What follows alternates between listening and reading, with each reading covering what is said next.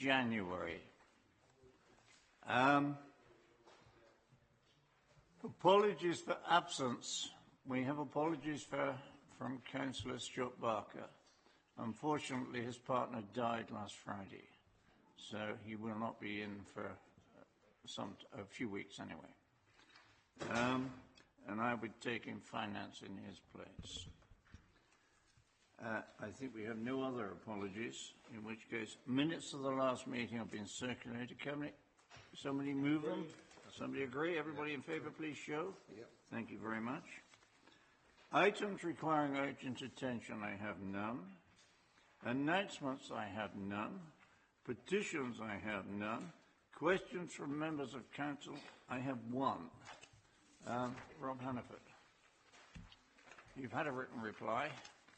Do you have a supplementary? I'm sorry, I haven't seen it, to be honest, John.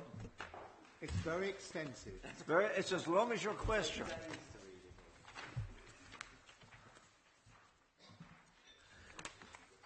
Yeah, I mean, thank you. I'll study it and reflect, Leader. I think that's the best thing.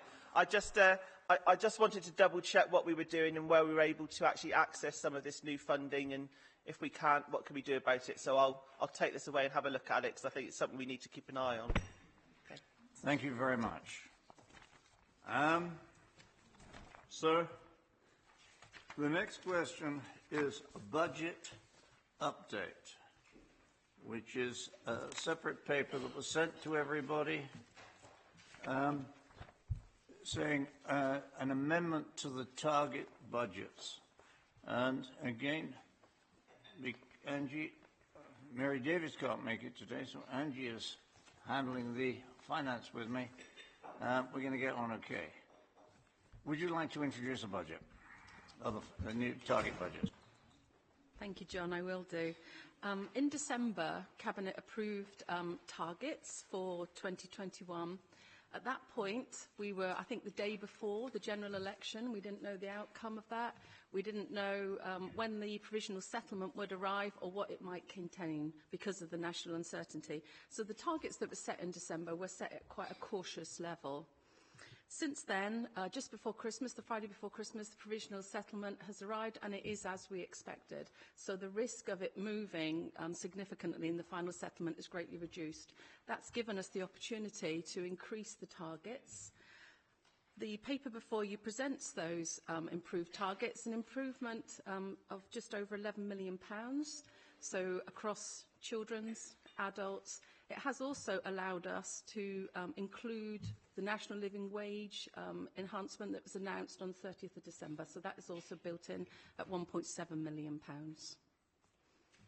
think I'll stop there, John, but if there are questions, happy to take them. Okay. On the basis of that, Alan, would you like to comment? Thank you, Chairman. I suspect, like everyone in the room, our condolences to Stuart. Very sad news. I'm grateful for you just highlighting that you'll be taking on the finance role while Stuart's away, and thank you very much for sharing that. My morning started, I guess, like most people's did, listening to the world's woes on Radio 4 and contemplating my New Year's resolution to eat more healthily. The granola and low-fat yoghurt wasn't cutting the mustard as much as a fried egg and bacon would have done, but, you know, considering my lot, I thought to myself, and now I've got Cabinet to look forward to. However, my heart and my mood lifted when I saw a Facebook post from a resident of Exminster who was taking the bus into work today, and she posted the conversation between three senior school lads on their way to school, and their conversation was about helping one of them with their maths homework, apparently a question that they were stuck on. And she was highly entertained that sometimes young people get a bad press, but they're all there working together to resolve this other lad's maths homework. So in order to help you with your maths homework, Chairman, I thought I should just point out, you've got no money, you're getting no money, you're skint, and the extra that you've been told about doesn't really cover the 21 million you're hiding under the euphemism of a negative reserve, when what you're really doing is what is effectively hiding behind the sofa because you're seeing the rent man coming down the road. So you might remember, Chairman, that in December I invited you to lead all of the group leaders in a joint approach to government to take Devon's case for more and proper funding, particularly noting the very real pressures in some key areas of services for Devon, and you declined to do that. I suspect because at that time you were concerned to put party before county. But I'm hoping in the new year, Chairman, I want to extend the invitation to you again to lead all group leaders in a joint bid to government. We still have time before the final local government finance settlement is announced to get more money for Devon, because otherwise you're going to have even more in your negative deficit, or negative reserve as you like to call it, which I note is roughly around sort of a third of the Council's general reserves. It's not sustainable. We need to do better, and government needs to listen, Chairman. Thank you. Thank you, Alan. On a technicality, I forgot to move the recommendations that are in front of us. If I move, will somebody please second? Thank you, Andrea. Right. Rob Hannaford. Thank you, Leader. And again, I completely associate with best wishes to Stuart, and maybe we could somehow send our collective condolences to him. It's a very difficult time for him. Moving on to the budget, I think the officers should be praised because they had an accurate crystal ball in predicting what the actual figures were going to be, and I think that that gives me a bit of confidence. At least if we've not got much money, you know where it is and what to do with it. But I do think we are a bit like Mr McCall, but we're waiting for something to turn up, and I'm not sure it is going to turn up. I hope it's going to turn up, and as Councillor Connett has said, there is still time to lobby. I mean, to be fair, we've been through the budget, and there is extra money being allocated to some key service areas. So some of the budget pressures that are in this paper today are being at least partially addressed in some of the proposed budget figures that we're going to look at later on as part of the budget process, which obviously will go through then. So the actual budget is a reflection of some of the service pressures, and that's got to be acknowledged because there is extra money going into some key areas, but it's not enough. And I think we're doing our best as ever to go forward. But one of the big concerns that I've got, and I think other people have got, is the way that the general election is panned out, and where it's panned out. Is the far southwest going to be put on the back burner, and its significant investment and expenditure is going to be targeted to those northern areas that voted for the government in such heavy numbers? And I think that's something that we do need to lobby about, and we do need to thrash out. I know you've been meeting some of the new members of Parliament, Leader, and I'm sure you would have impressed upon them. But our concern is, particularly as it looks like we're going down the trend again of making specific applications for funding. It's not without strings, it's like jumping through hoops for things, and that always means then that could be regionally focused rather than a national scheme. So I do think there are service pressures clearly here. The officers have done their best, but again, we're back like Groundhog Day. We want a grown-up relationship with central government. They've got to respect the work that we're trying to do with frontline services, and we've got to have a proper grown-up conversation with them, rather than going from year to year, lurching around. And the big issues, of course, about which we see later in some of the paperwork, particularly around adult social care, we've got to get that sorted out. So let's just hope it does get sorted out. And I would associate again with what Councillor Connett has said, is that needs to be a cross-party approach, I think, is best. Thank you, Rob. Councillor Biederman isn't here, so Brian Greenslade. Thanks, John. Well, I think we could have been anticipating sitting here looking at figures which are rather tighter than the ones that are before us. So I suppose in that respect we should take a little bit of crumb of comfort. But the real issue is what are we still not being able to provide for properly. And the boost to adult care clearly very, very welcome, but I think if we had another column alongside saying what we really need to be spending on this, we'd find we still in quite quite a deficit. So I think the point about all group lobbying of government is very welcome. I do sympathise with the point Rob made about all the payback promises for the north of England following the general election. I do think that if that's going to be delivered by the government, there's only so much money the government's got available unless they invent an even bigger money tree than Jeremy Corbyn would have had. Something the South West, particularly the MPs, need to be very, very alive to, because I've got this awful feeling we'll be, as on many other occasions, taken for granted and bypassed in the rush to pay back new Tory voters in the north of England.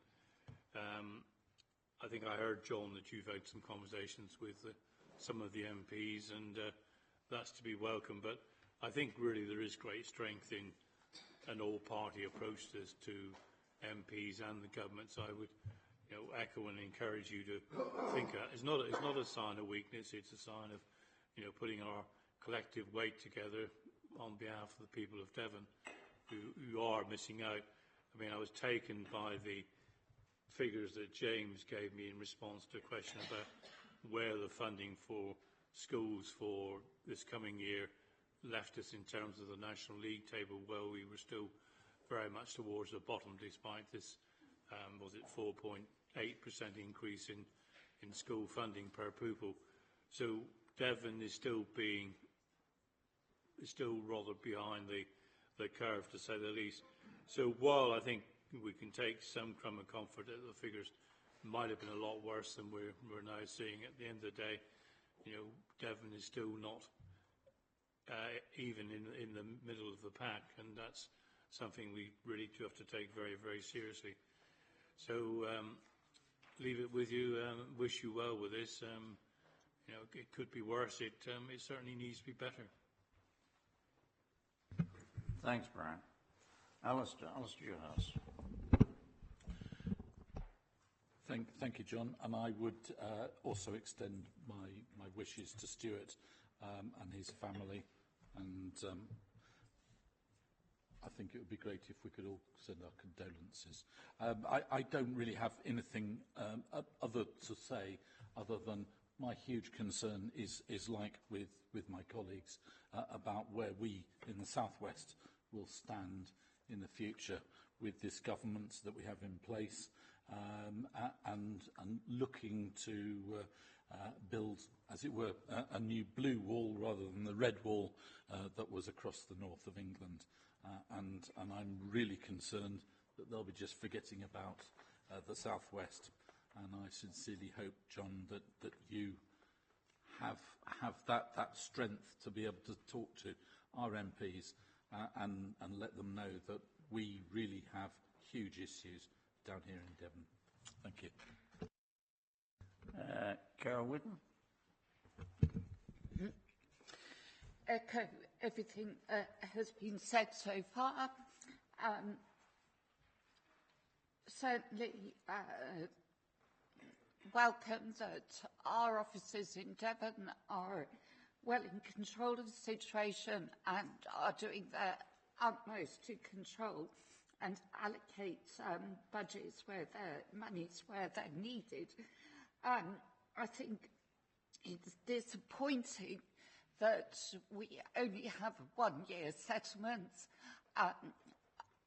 Probably we all understand why that is and the difficulties that government has been through over the last few years, focusing on Brexit and the upheavals of a general election.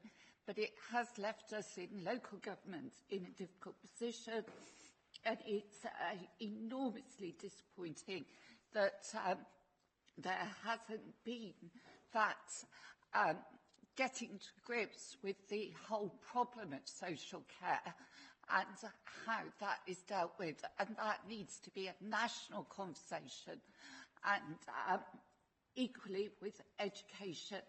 And I just wonder if the lead officers, I'm going to ask a question here, have the lead officers heard any whispers at all how long we might need to wait for that more thorough review and assessment of how we deal with the problems of social care, because it feels as though it is constantly just pushing the can down the road.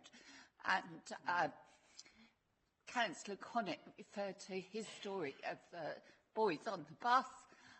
I must admit, what springs to my mind is the story of the boy with his thumb in the dike. And we're constantly forced into this position of just coping, just holding back the flood of disaster. Thank you all very much for your views. Angie, I don't think there's that many questions in amongst the figures there, in which case it's worth that I make the following points on behalf of the Council.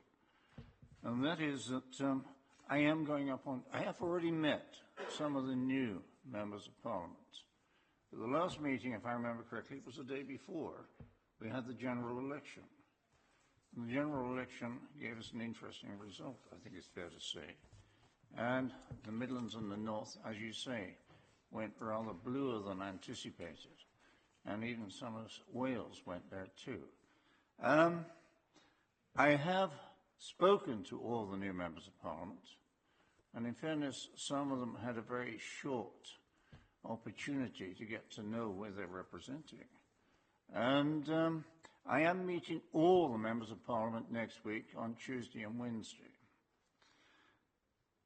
Just before Christmas, Gary Streeter, who is the longest-serving member of Parliament in the South West, made the point that we need to bat the South West together. And I did like his letter, but I will admit the letter came a little bit later than the story in the newspaper. But we have been talking. We have revitalised the Great South West concept of Devon, Cornwall, Somerset and Dorset, including Poole, Bournemouth and Christchurch. The Local Enterprise Partnership group met with Gary Streeter yesterday. I am meeting all the MPs next week, including on Wednesday next week. We are going to launch the Great South West document in Parliament with Jake Berry, who is the Minister responsible. And members now appear to be coming up. Exactly how many are coming, I don't know. But when this document was originally talked about, I said it made sense for us to launch it in the House of Commons, launch it with a Member of Parliament. Gary Streeter has assured us at least one member from each of the 4 counties will be in attendance, with Plymouth and probably Torbay. It's taking place on Wednesday. We will be batting for the South West, not just for Devon, but the whole South West. And it's true that Jake Berry is the Minister, but Jake Berry is also the Minister for the North of England, who went public just before Christmas, saying that the MPs, the new MPs in the North of England, have got to all work together to get benefits from the south to the north. Now, it's nice talking like that, but we need something for the southwest from the south. And on the basis of that, that is what I should be talking about on Tuesday and Wednesday next week. It's interesting that all the members of Devon this time are asking to meet me, and also Plymouth and Torbay, and also there's a couple in Cornwall that have now approached. So it'll be an interesting meeting. But the document you've got in front of you is actually a good document for Devon. It's better than we've had for quite a few years. There is extra money going in. We'll never have enough. We're still better part of £300 million less in spending power than we could have been had we not had the recession and all that went with it. But we do have more money going in. We have emphasised both adult services, children's services, and one that I think is becoming more and more important, some money for drainage. Because whether we like climate change or not, whether we admit it's coming or not, we are having a different type of rain coming down. It's coming down heavier, almost monsoon conditions. And at the present moment, we don't seem to be able to handle it because our roads, our drains, and everything else are not really geared for it. So I'm content that we have moved what I would suggest is a good budget for Devon. It's not a budget yet. It is target budgets. The final budget will come out at the next council, the next cabinet meeting. Sorry, Alan, I can see you laughing there. I'm thinking. It'll be in the next cabinet meeting with with a recommendation it goes to full council. So on the basis of that, I'm content the budget. Any cabinet member wish to speak? If not, I've moved. Andrew second. Everybody in favour, please show. Thank you very much indeed. In which case, I'll move now to item 8, which is budget monitoring. And I could use the same phrase as my John Clapworthy used to use on this one. Very much, the figures do the talking for us. And on the basis of that, the recommendation is that this recommendation be noted. I will move that. Can I have a seconder, please? Thank you, James. James McInnes will second. And I'll ask Rob Hannaford to make comment. Leader, not really. I think we've really covered it in the budget areas. You can see the overspends and budget pressures. We can see where we are. I think we've already done this one through the other item. Thank you, Rob. Alan Connick. Thank you, Chairman. I'd like to take members to paragraph 3.1, which just highlights children's services forecasting an overspend of 6.6 million. But it's the second sentence which is key. It says, however, this figure does not include the projected funding shortfall of 21.5 million. And then it says to look at paragraphs 3.7 and 3.11 of the report, which are on the next page. Well, there isn't a 3, it doesn't, anyway, never mind. But a 3.7, it picks up the educational health and care plans continuing to grow. And the council's already put some significant additional resource into that. What would be useful to know is whether the additional resource the council's put in is sufficient to deal with the continued growth in educational health and care plans. And also comparators for Devon with neighbouring or other similar councils in terms of, are we experiencing something that's unique or exceptional, or are we experiencing what other councils are receiving? So, there's a general issue there. At 3.9, I just want to pick up this point again around the fact that the SEND funding deficit is not dealt with, so that 21.5 million, and then it's going to sit on the balance sheet as a negative reserve, which I think is a euphemism as a deficit. But 21.5 million this year is what, roughly just under a third of the council's general reserves, about 70-80 million pounds. And then the sentence says, because this would allow the deficit to be managed across several years.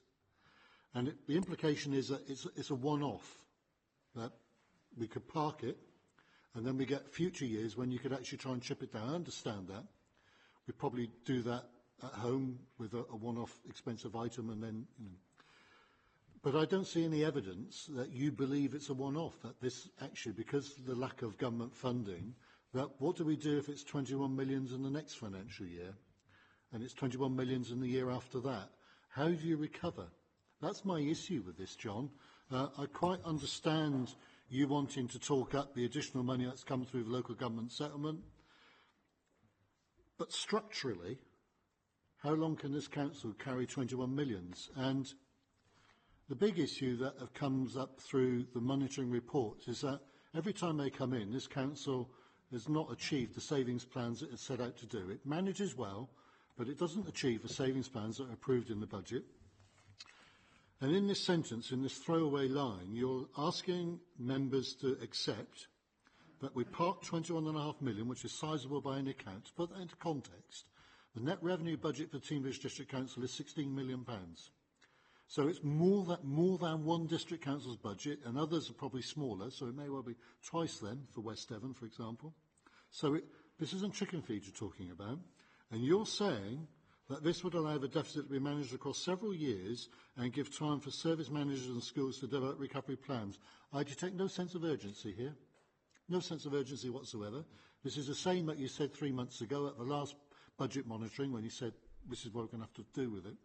So where are the plans? Are they coming to the next budget meeting? My job as a councillor, not as leader of the opposition, but as a councillor, is to challenge constructively the Cabinet in terms of its budget. And I applaud the way the Council generally manages and manoeuvres its money. So if I take you to paragraph 5.2, you highlight quite properly that because of the financial situation of the Council, we will not be making the planned £3 million transfer into reserves for budget management, not the planned £5 million contribution to the Service Transformation Reserve. That's £8 million, which would have gone somewhere, which is now being taken out to deal with the budget deficit. Consequently, I believe the peril is even greater than it was 3 months ago. My constructive challenge to the Cabinet is, I think you need to show all councillors what the plan is to manage a structural deficit that you're hiding as a deficit reserve, or call it what you will. We need to be seeing that, and I'm not seeing it here, John. I'm worried. Thank you. I'll come back to that in a minute. I'll go through Alistair Dewhouse first. No? Carol Whitten? Okay, well, you've raised a number of strategic points there, particularly the £21 million. I think it's, Andy, it would be right for you to explain, and I know the Chief Executive wants to speak on this issue, but would you kind of explain first why it is a negative reserve and why it's there because the government has told us to put it there? Yeah. Earlier in the financial year, back in the autumn, the government consulted on the dedicated schools grant conditions for the current year. And in that consultation, the government made it quite clear that local authorities cannot and will not be able to fund deficits within the dedicated schools grant within DSG. The only way an authority could do that is to apply to the Secretary of State for Education and ask for permission to do so. And the inference is that would not be granted. So the rules have changed, really. So when we started looking at the deficit on the DSG, we were talking about how it affects the overall spending of the local authority. But since then, the guidance has said, because this isn't just Devon, this is a national issue, the guidance has said you will not fund this from your general resources. It's why the report now splits it into the two elements, the general fund element and the DSG element. So any overspending at the end of this year, which currently is projected at just over £20 million, will need to be held in a negative reserve. We have no choice around that. And then at the end of the financial year, the authority will be required to submit a recovery plan to central government on how we intend to recover those sums over coming years. There were thoughts at one point local authorities would have 3 years to recover deficits, but that seems to have gone by the by now that the deficits are such significant figures. But they will be carried forward with the recovery plans in place with the hope that they can then be reduced over time. Chief Executive. Yeah, I mean, Angie's covered the key issue, and it's important to keep this in your mind that as it stands, this is not a threat to the main county council revenue budget. It is a device that's being employed by central government because they haven't yet decided how they're going to solve this problem at a national level. But what they've made very clear, because the Treasury understand this, and as you know, because I've been involved in discussions with the Treasury absolutely understand that local government, having had the schools budget taken away from them in 2010, when it became the direct schools grant, which was then given to the local systems by central government cannot be expected to bail out a deficit on the money that was taken away from it and controlled by central government. So the question, but they don't know how to do it, is the simple thing, and they haven't resolved how they're going to tackle this problem. So effectively, and this is a problem for schools, and we have to potentially, rather than for the rest of the county council operation, this deficit is effectively sitting there as a deficit charged against the DSG, because that is where it is expected the money will come from to pay for it. Now, government clearly, politically, would be in a very difficult position in a number of systems if it started critically affecting mainstream school budgets in order to recover the deficit. So there is a bit of a political bind there, which, for various reasons, and perhaps because of an overall lack of focus in government on the minutiae of running a country over the past 18 months, hasn't really been paid very much attention to. Those of you who are a bit sad and read the local government press would have seen that last week I wrote part of an article in the Municipal Journal covering the issue, which also highlighted the problems in a number of local authorities. So it's one of those really thorny issues for local government. Yes, it is appearing in many, if not, it will appear, I think, by the end of this year on most local authorities' budgets as a deficit reserve. But actually, in terms of a threat to our day-to-day operations in the medium term, it's probably not there, but the issue has not yet been resolved, and we just await to see with great interest how the government is going to solve this problem. The critical issue is when the SEN reforms were brought in under the 2014 Act, absolutely the right thing to do. So integrated planning for youngsters, extending the age range for education, health and care plans up to 25, and that's an important part to recognise in all of this. The quantum that was identified by government was sadly lacking in terms of its efficiency. They completely underestimated the cost of the reforms, and it is a quasi-judicial process, an education, health and care plan. It is subject to tribunal appeal. The current score is that about 90% of parental appeals are upheld in tribunals, and local authorities, however hard they try to control a system where you have 90% success rate in terms of appeal, it is very difficult. We've seen an increase in the number of children in the last 3 years in Devon with an education, health and care plan of 63%. And we have now seen, in a sense, also a reversal in the trend of inclusion. More and more parents want their children to go to specialist provision. Much of that is in the independent sector, and we are desperately, as many authorities are trying to do, to invest in maintained special school provisions. But in the current, in the 2021 budget, we will see a 140% increase in the budget for independent special school fees. And that is something which it is very, very difficult to defend against when tribunals are finding for parents who want their child to go to a particular independent special school. So, as I have said in this meeting before, and I was actually misquoted last time by the press to say that the whole system is broken, what I was referring to was the system for special educational needs and disabilities in this country currently is unsustainable and effectively is broken. The only glimmer of light in all of this for us, I think, is that outcomes for children with special educational needs and disabilities in Devon are good and are above the national average. And that's what we must hold in our mind, because we'll kind of worry about the budgetary position and this maybe notional, maybe not notional problem of a deficit that's sitting on our balance sheet. But at the end of this, there are individual families and children who are getting generally a good deal in this county, and many of them are having, as a result of these reforms, their needs better met. But the costs are falling very, very heavily on the whole system, and potentially the impact for this really could fall on the mainstream school budget, which will be the budget that effectively has to find a mechanism to write down that deficit. If I was wearing another hat, John, I would say the accounting for this is beginning to look alarmingly like the accounting for the NHS. Where you kind of have a problem where you're spending more than you're actually setting the budget for, and you create these notional deficits. The notional deficit for the NHS sits on the national balance sheet.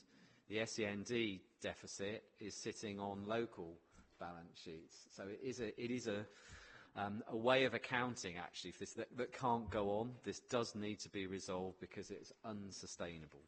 So I've done my sermon, so I'll shut up now. But it is the major concern, sort of structural concern in local government finance.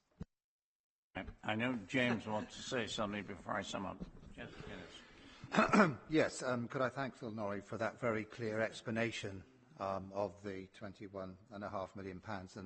But from a political aspect, I just wanted to reassure members that we are being active, because this is a massive issue and it is happening right across the country.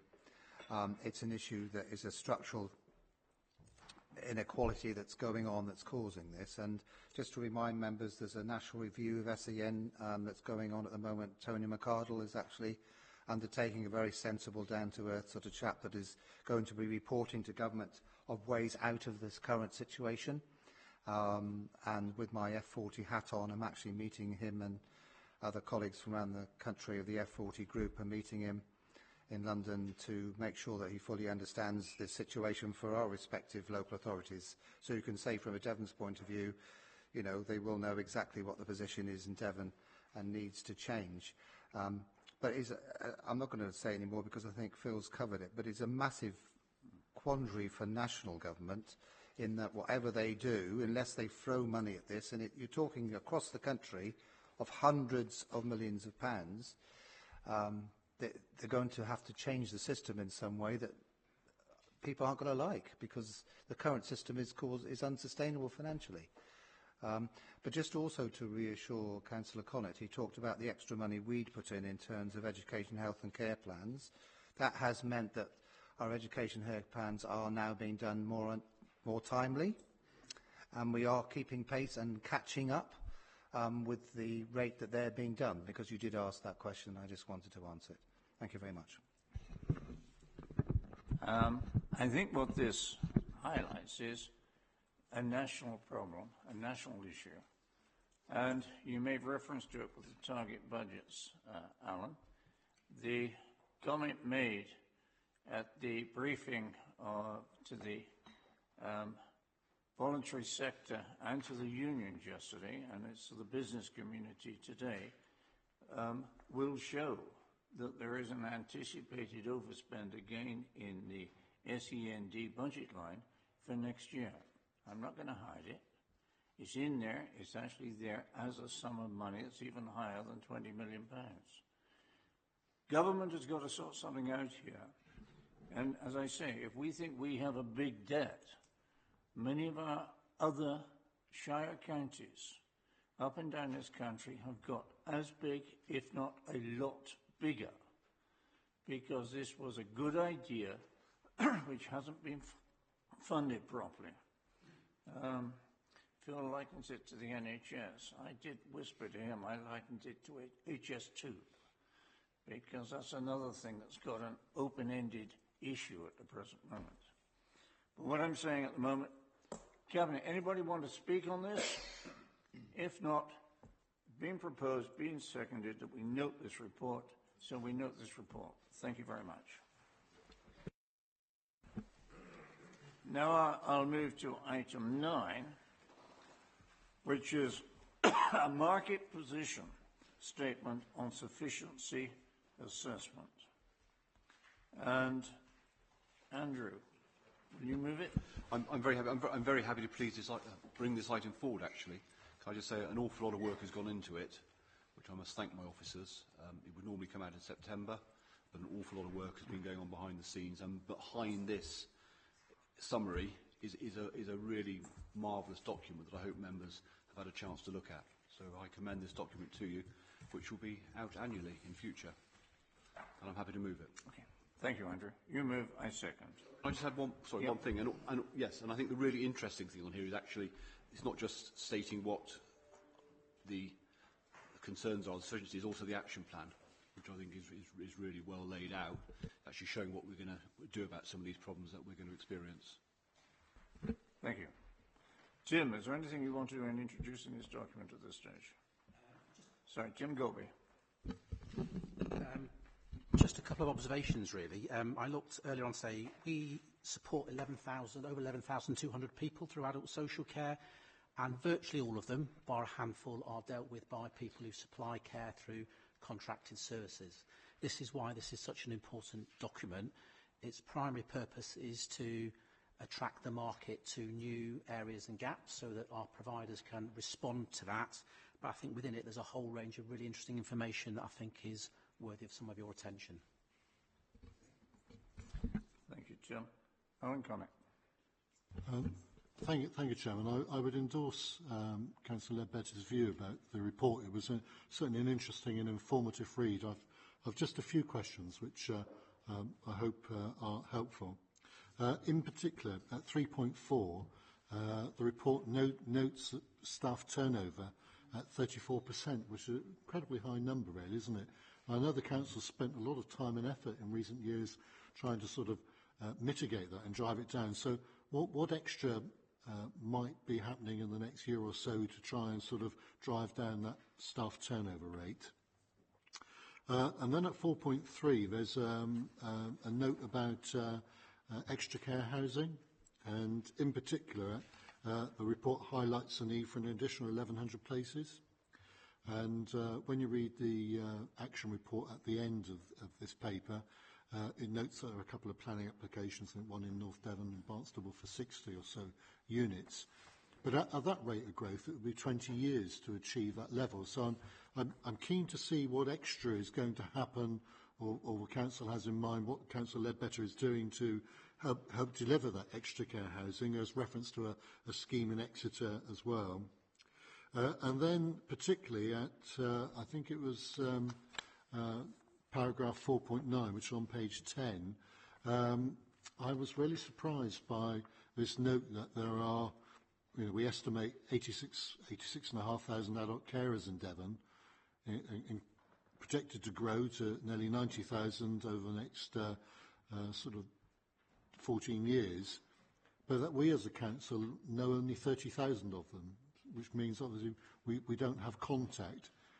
Is that because you believe that they are sorted, happy, self-contained, don't have any problems, or is there really a giant unmet need that you don't know about because you only know when people contact us? So what action's being taken maybe to find out about those 50,000?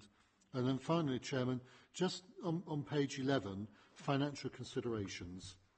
I just thought this was a little bit light to say that proposals and actions outlined in the further on report will all have financial assessments as part of the development of each plan. Well, I should hope they would have their own financial assessments. I think what this paragraph needs to say is how this feeds into the budget, so that these things that you've identified in the market position statement and what needs to be done can then reflect into how they're going to shape the council's budget over coming years. So not just the one that you're doing now, but how that will feed in over the longer term. So things like extra care housing, members can see how that will shape in and how we meet the needs. So those are the questions, Chairman. Thank you, Alan. Rob Hannaford. Thank you, Leader. Yes, I mean, some of the things that came very strongly to me was 3.4 in terms of the staff turnover and in particular the South West. And I know that we've done the Proud to Care campaign and we've done a lot of proactive work, but I do still wonder in terms of, society generally, is the role valued? Is it seen as a role of last resort? Is it seen as a low-paid, low-status role? And of course, is it actually a vitally important role that should be respected? But nevertheless, I'm not sure whether, as a society, it's valued and the perception. I mean, we've done a lot of work in terms of terms and conditions and improving that. And I think, you know, as an authority, we've often led on that. But even so, I'm not sure some of that is cut through to people who may consider going into that work, and maybe we need to do more on it. But nevertheless, I still think there's a lack of respect, perhaps, or regard for the work itself.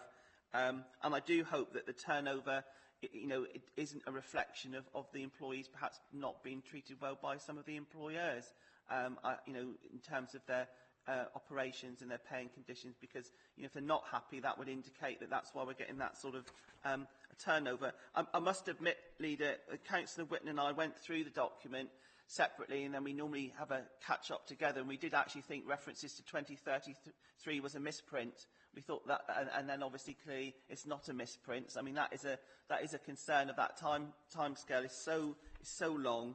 But I think on 4.63, as of the 5th of December, there were 2,640 hours of unmet need relating to 252 people. This equates to a shortfall of approximately 100 carers. 1,200 of these hours relate to 40 people with very complex needs. Obviously a massive concern, but an honest appraisal of where we are in the system.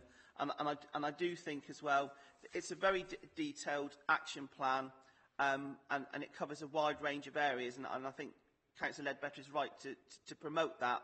But I still have a sinking feeling that, you know, with all the planning we're doing, is it going to be done? Is it going to be in the right place? I note as well the lack of market sufficiency in terms of Exeter and South Devon. I personally think that's not just an issue for us. I think it's an issue for our other key partners, because it's an issue, I think, about sustainable local communities, access to affordable housing for the workers to live in, to actually be there to provide the care. I think there's a whole range of complex things that feed into this area that we need to pick up with partners, because I think it's more than just about us. But my big concern is in terms of, I think, 95% reliance on the private sector for this area, which is alluded to in the report. And I would say this, wouldn't I? But I do actually wonder if that's the right balance. It's not balanced at all. It's heavily within the private sector. And I personally would like to see a bit more of a mixed economy in terms of public and private sector, because it's incredibly difficult, obviously, for the officers and lead members to lead this when we don't have actually ownership of the situation ourselves. We're commissioning it, we're doing it arm's length, it's been outsourced, it's through the private sector, and I just feel we've not got the right balance. And I know that's probably a national issue. It's probably something that they do probably much better else on the continent. But I do feel it's incredibly hard for us to lead and guide this when we're doing it at arm's length. Thank you. Councillor Dewhurst. Thank you, Chair. So clearly there are two sort of sides to adult care. There's those who are paid, and there are volunteers or family members who do this work out of their own good for their family members and the like. And in terms of the report, we have a report which I guess is the sort of distillation of the main report that Andrew talked about, and then afterwards we've got actions to be taken by the service, and Alan and Rob have both talked about the staff turnover in terms of people who are paid at 34%, but actually that's 8,160 people, and yet, as far as I can see, there is nothing in the actions to be taken by the service to sort of do something about that really, really scary figure. To move on to the people who selflessly care, we estimate, it's a pretty good estimate, 86,595 adult carers in Devon, and we think it's going to go up to pretty close to 90,000 by 2024. But we don't appear to know exactly how many people they are caring for, but we do know that 753 people were helped in terms of replacement care, because one of the things about being a volunteer carer is that it's 24 hours a day, ongoing, 7 days a week, 52 weeks in the year. It's never, ever ending, and particularly if you're looking after an aged relative with dementia or that sort of thing, it's really difficult. But we see in the report on actions taken on Section 8, carers, unpaid and replacement care, that supporting Devon Carers, who's our lead contractor, are developing volunteer-based sitting services and the like. And we see that by the end of 2020, we will have 18 providers who are caring for 42 people, 42 carers out of 86,500. And in the medium term, we anticipate that 250 of that 86,500, in fact, by 2021. And it seems to me that we're not even scratching on the surface here, particularly in terms of these absolutely vital unpaid carers who are doing the job probably for family members and the like. And that's really where my concern is. It's one thing to identify where the problems lie, but you've also got to identify what you can start to do and the like. And it seems to me that on that basis that if we're anticipating looking after 250 of the 86,500 carers, we're never, ever going to deal with that problem. So what are we doing about the volunteers is really my question, to support them more. Carol Whittam. Thank you. Truly welcome this report. I think it's amazing the handle, the feel that Tim Golby and his team have got on this issue, and the way in which they have put together this very comprehensive report and action plan, and that is extremely good and to be welcomed. But let's not forget that we've got a central problem here, that we have a demand that is lying quite considerably within the public sector and public sector responsibility, responsibility of Devon County Council, and we're looking to a private sector to meet that demand. And so we have the central problem that hard as Tim and his team are working, they are trying to push, nudge, and negotiate with the private sector to meet the situation as they see it and they see it developing. And that, to me, creates a central issue and difficulty. Not necessarily saying that we need to nationalise or whatever, but just let's face that that is a problem. We cannot guarantee that, however much there is a will on our side to create these placements, we cannot guarantee that the private sector will play ball and produce them. Having made that comment, I've just got two small questions that I picked out of this report. With the turnover of social care staff that others have highlighted, just wondered if we've got any assessment of how much impact the Proud to Care campaign has had, and do we have a method for making that assessment and seeing whether it's produced results? And then on 4.1, is it 4.1.4? On the bottom of page 7, mentions shortfall of approximately 40 places in home care placements. Just a concern, really, that I think we've highlighted from time to time about people not just placed out of Devon, but placed out of their immediate sort of contact zone within the county. Just wondered, how much is that an issue?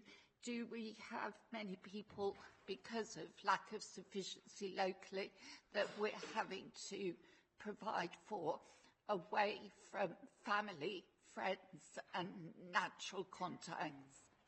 Thank you. Gerald, thank you very much.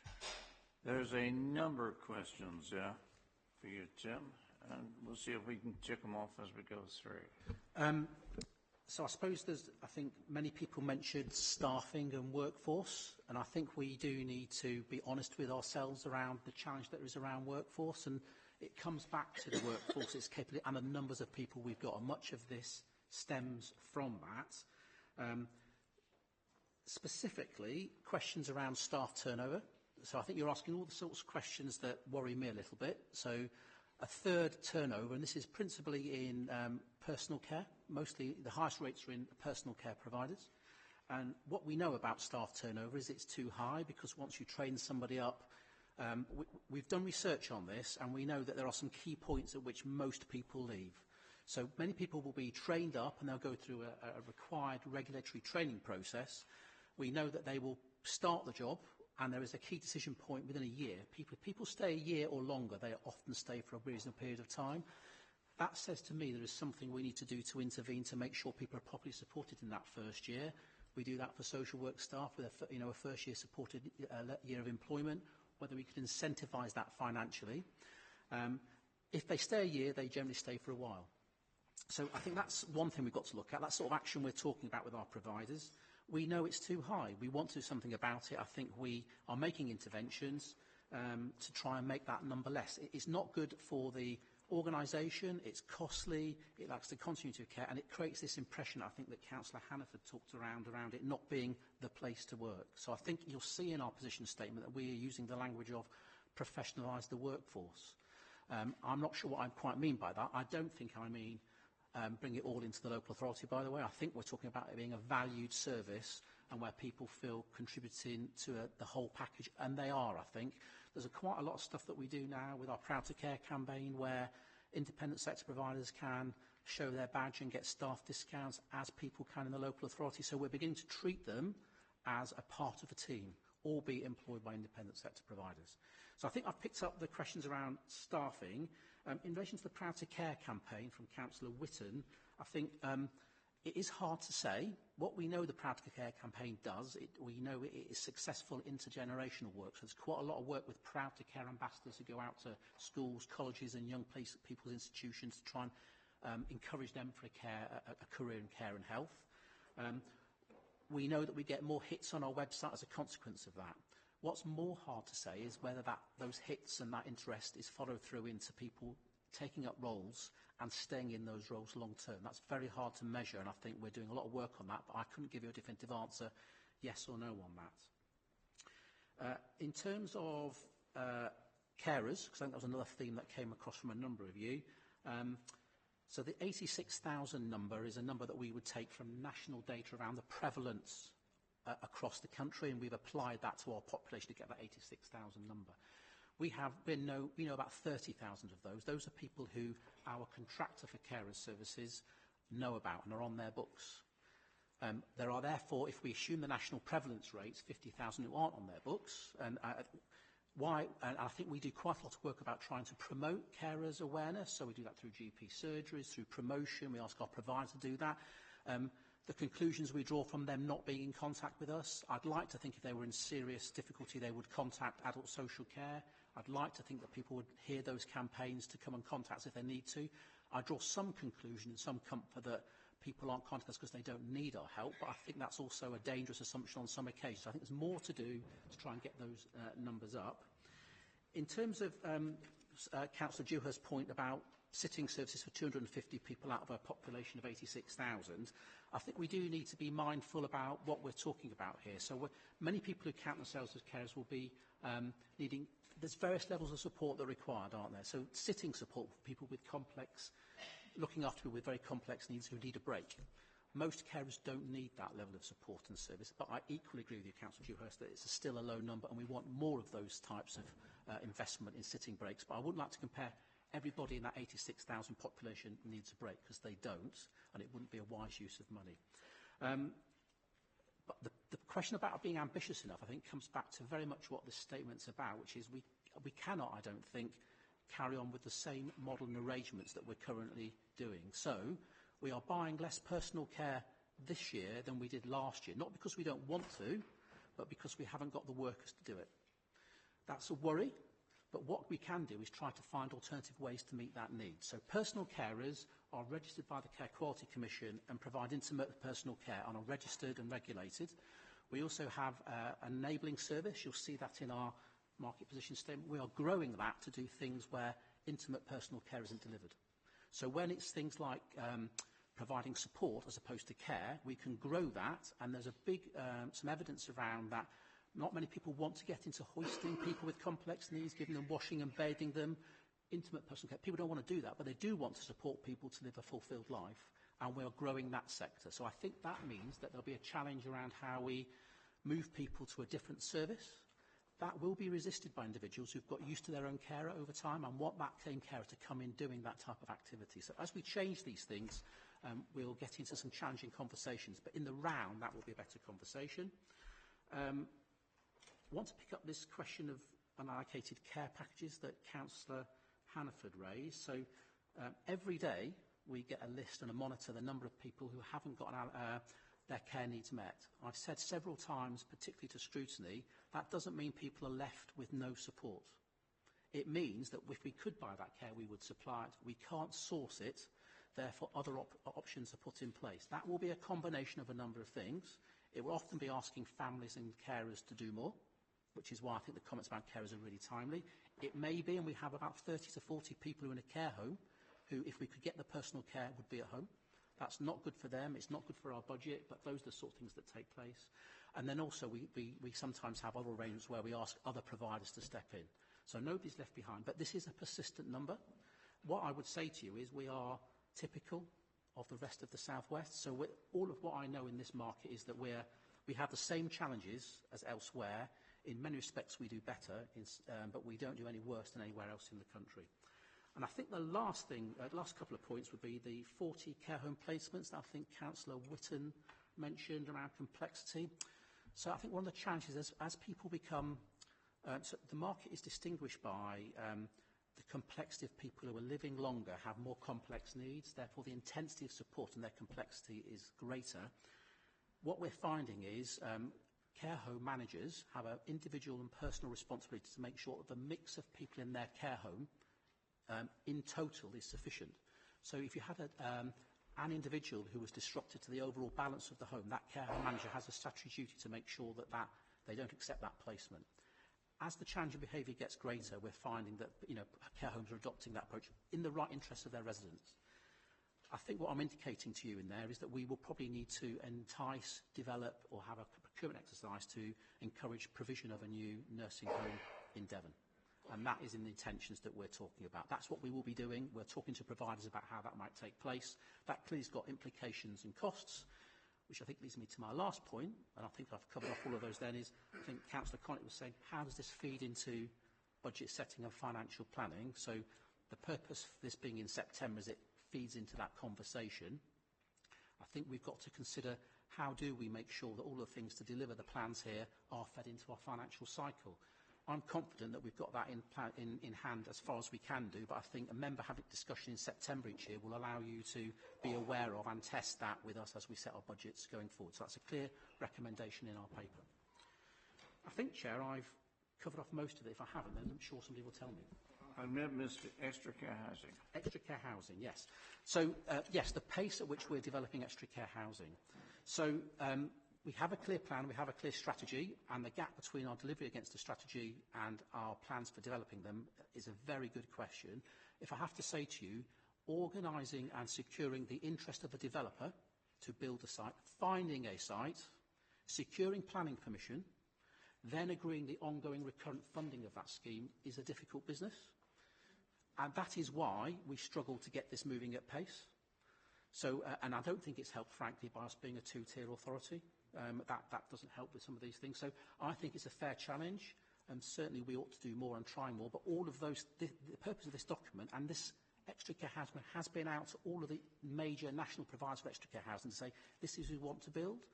We are inviting them to come and talk to us recurrently about what can be done. I'm aware of a number of conversations taking place, but I can't give you complete confidence that we'll get this all done because it depends on a whole range of other factors. We were also hurt a little bit by benefit changes that happened previously because some of the funding streams around extra care housing require on drawing down housing benefit, and when those changes changed nationally, that made the financial revenue stack up of these things much more difficult to achieve. So I don't want it to be excuses. I think your challenge about doing it more is a valid one. I'm putting down some of the context why that's a difficult thing to achieve at pace. Thank you. I think on that roundup, you've done a pretty good job. Just about everyone I've seen raised has been covered. On the basis of that, any Cabinet member want to speak?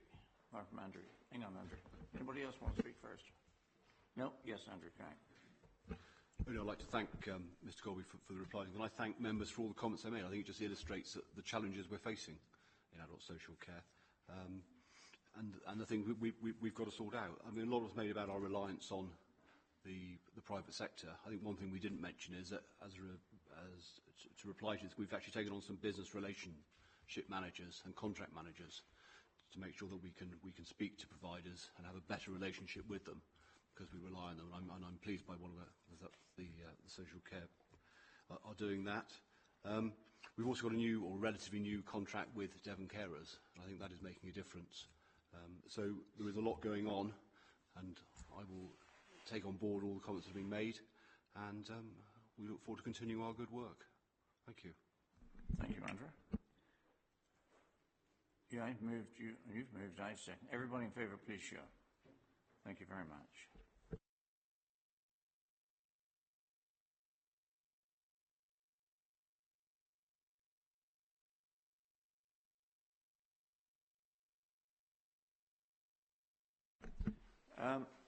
Notices of motion item 10. Around the table are the Cabinet recommendations for each one. And normally don't get into debate of this here. We Cabinet move the recommendation. If there's going to be a debate, it takes place at the full council meeting. So, one, you have got LGBT inclusive relationships.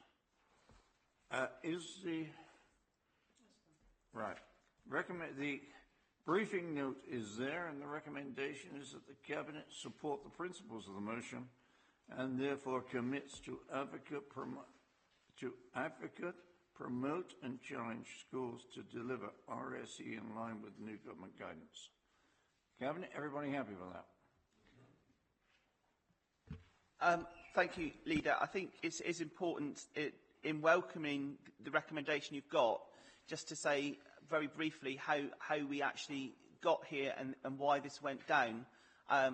In terms of the public perception of it, is the County Council does have an equalities monitoring group, and through that monitoring group it came up that in some of the schools the SRE was not being delivered in an inclusive and acceptable way that we would expect as corporate parents, in terms of it being inclusive and understanding. So in response to that, as Chair of Children's Scrutiny, we set up a task and finish group, and which is now ongoing. That had to be paused, but it's now ongoing again. But I thought it's very important, because we had some issues from that process, that as an authority, we also had the opportunity to put down a marker as to where we stand in terms of equality and diversity, because I think this organisation itself is very good on these issues, and that is my direct experience, but nevertheless important for us to put a marker down to make sure things are being done properly.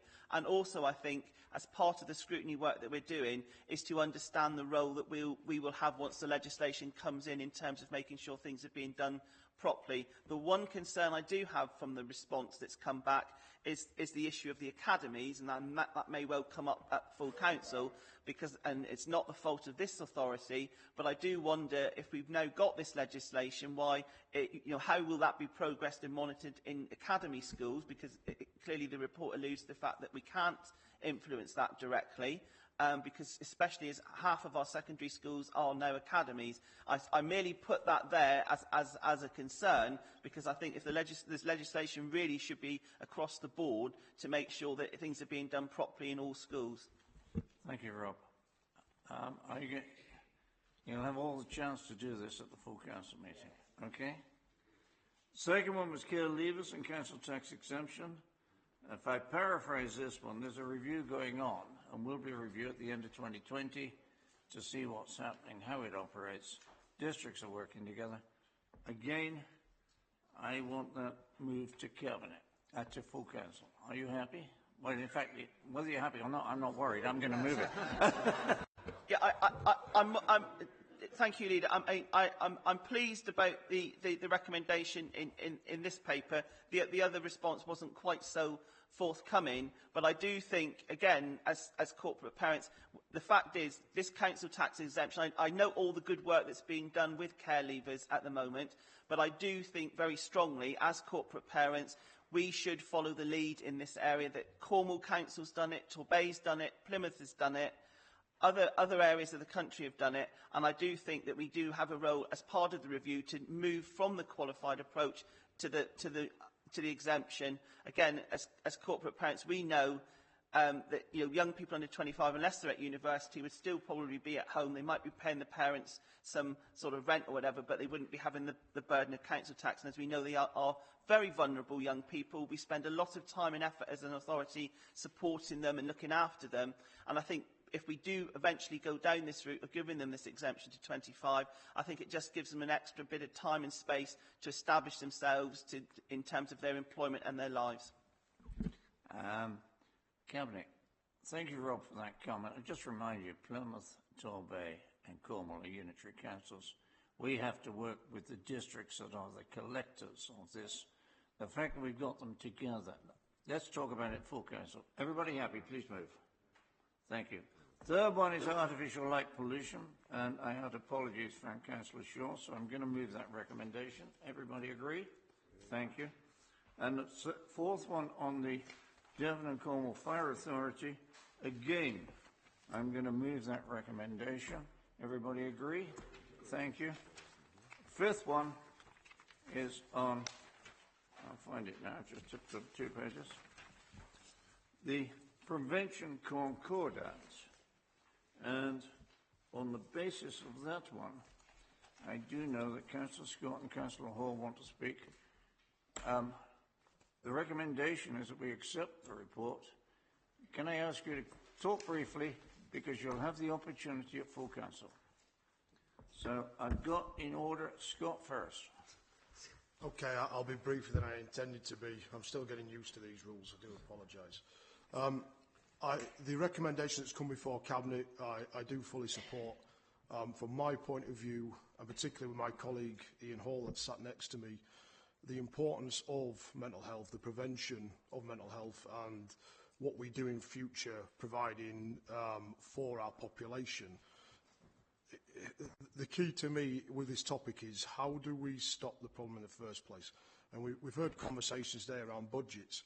When we're talking about budgets, we're talking about issues that we're resolving after something's happened, rather than we're dealing with the issue up front, and therefore we would not need to spend these volumes of monies that we're currently raising, and in some respects wasting, on issues that we could deal with at younger ages, mental health being one of these key issues. What are the upstream problems that are provided because we've not got a full grasp on this?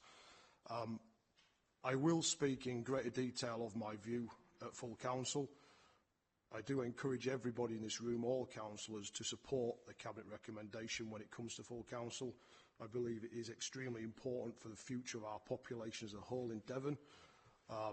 From my point of view, from someone that's had an extremely privileged lifestyle, this role has opened my eyes to understand the problems that others face.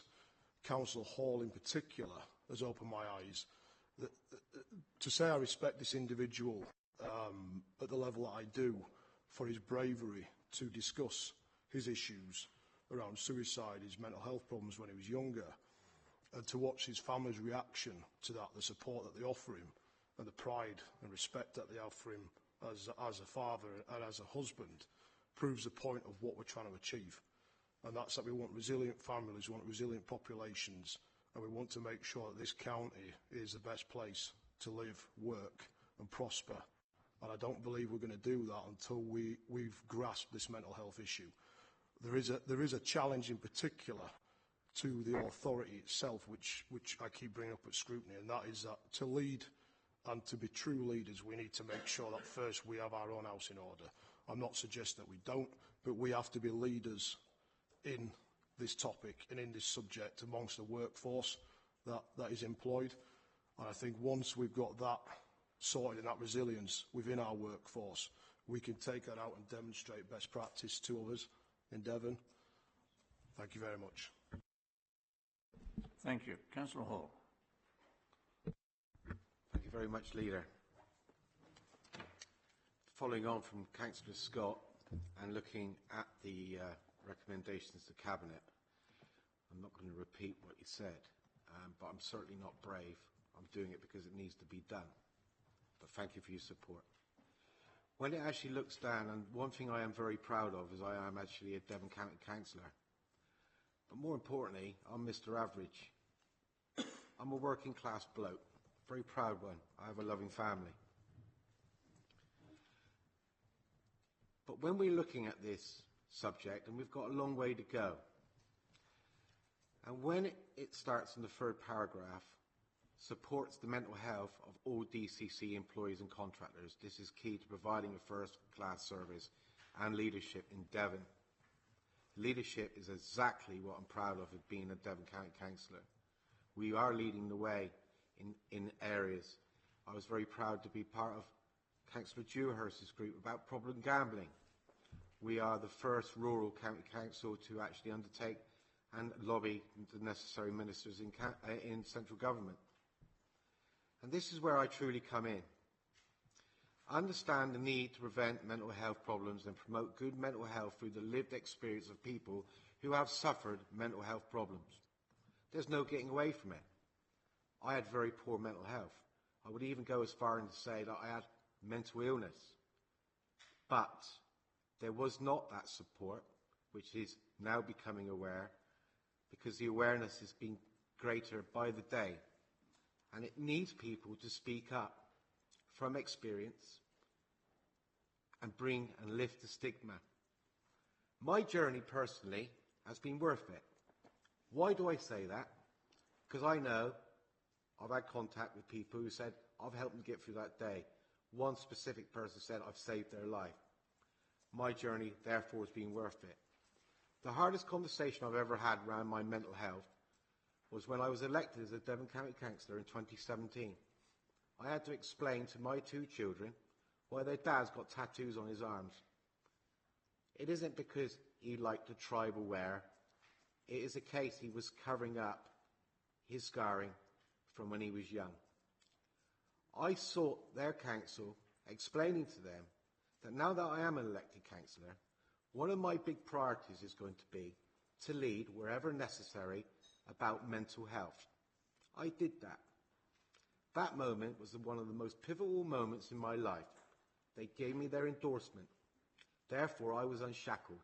I moved forward with strength and a little bit of guile and support. I couldn't do this on my own. And Councillor Andrew Davis has been very supportive, and we've been to many a training session. With what we have here in front of us, and with what I've listened to since I arrived from work today, budgets, mental health and decision making and everything what we're talking about has an impact. I speak to people from the NHS, police, fire authorities, Generally, they're supporting people who are in need, and a lot of those times are people when they have poor mental health. We are now in a position that we can connect with every single individual within the Devon network, be it rural, be it in an urban area of town, because we have that opportunity. We have very low unemployment at the moment. Therefore, we can exploit that working with local businesses to do some more connection. I will not go on about the initiatives at the moment, Leader, what is going on in Axminster, which could be potentially used as a template so other areas in Devon can mirror it. But thank you for your time. I look forward to maybe even helping lead this going forward, because we still, after all, have one more year left in our civic term. Thank you very much. Thank you very much.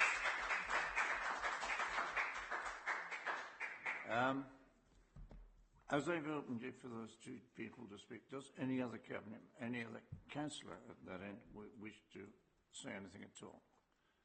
Carol Whitt. Only to just make it clear that the Prevention Concordat will be on the agenda for the Health and Wellbeing Board tomorrow. I have been given responsibility on the Health Wellbeing Board for mental health, and I've made it clear to Councillor Scott that this has my absolute and full support. I particularly welcome the Concordat and its emphasis on prevention, and I hope that partners on the Health and Wellbeing Board will be signing up to this tomorrow, and then we will come to Council with that wider support for the Concordat, and we can have the discussion about how it impacts on the county when we get to Council. But I will certainly be supporting Councillor Scott's motion. Thank you. Nobody else is coming in. I recommend we send that to Cabinet, a full council, I should say. Everybody agrees? Thank you very much.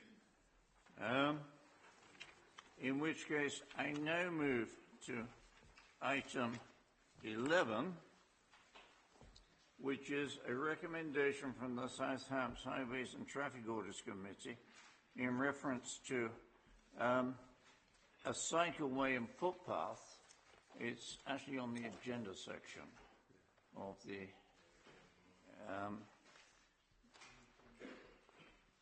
and the recommendation is that we do not proceed with the concept of a compulsory purchase order on a bridge. As the chairman of the HATOC, Roger Crow, would you care to say anything on this one? Not a lot to say, Chairman, to be quite honest. I think it's a pity that we can't have access over it, but I can quite see where the railway are coming from, and clearly it doesn't fit with compulsory purchase, so I must agree with the recommendations, Chairman. You move the recommendation, I'll second it. Is that, move it? Yeah, so moved, Chairman. Okay, and I'll second it. Only other person from South Hants? Okay, fine. Any other cabinet member want to speak on this? No? Okay, everybody in favour, please show. Thank you very much. Sorry, Wool. Councillor Hannaford, do you want to say anything on this? No, Chair. Thank you. Councillor Connick, do you want to say anything on this? Just to prove I'm not a total dictator. Councillor Biederman is not here. Councillor Dewhurst. Thank you very much, Chair. Yes, I do want to say something. My old county division used to butt up against this, and I'd just like to speak in favour of your recommendation. This has just been going on and on and on and on, and clearly we're not going to get anywhere there. There is a route that would work via Staverton Bridge. I have been on about Staverton Bridge and making that the route over the river ever since I joined this council in 2013, and I think we could put in a route to Totnes simply using our quiet country lanes, as you do in South Hams, and I'd like to see that happen as soon as possible. Let's stop banging our head against a brick wall and get on and actually put a proper cycle route in for everybody to get from Newton Abbot to Totnes. Not on the A381, which is probably the most dangerous road in history. Right, thank you for your support on that. It's been moved, saying everybody in favour, please show. Thank you very much. Now we go to item 12, which is Devon Safeguarding Adults Board. Sean Walker is here. Sean, will you come forward and do your presentation?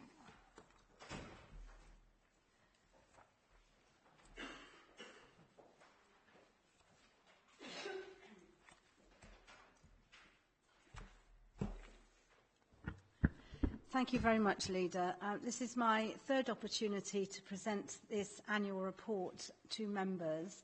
It first of all went to the Health and Wellbeing Board and also to Scrutiny Committee, where there was the opportunity to debate the annual report most fully. Can I respectfully remind members that this annual report is for last year, so it's up to the end of March. Excuse me, I've got a bit of a cold. Up to the end of March 2019, and only covers all the matters which we report in that actual year. We'll start to produce the annual report for this current year after the end of March, and what we would like to do is actually present it perhaps in the Q2 cycle, so it's not so delayed into the last quarter of the year.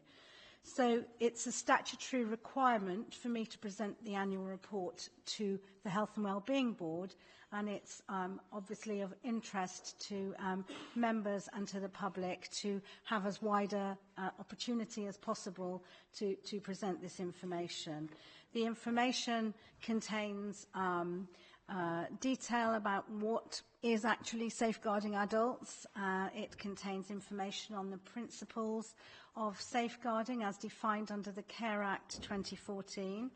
We present personal stories before every board meeting to give the board members an opportunity at the very start of each meeting to hear from people's experiences, those who've been safeguarded, those who've had an opportunity to be supported by services, so that it brings members right down to the most important person of all and gives an opportunity to reflect on how policies employed by the County Council and other agencies, such as the police, the NHS, the Fire and Rescue Service, and I could go on with all the public sector agencies, support people to be safeguarded.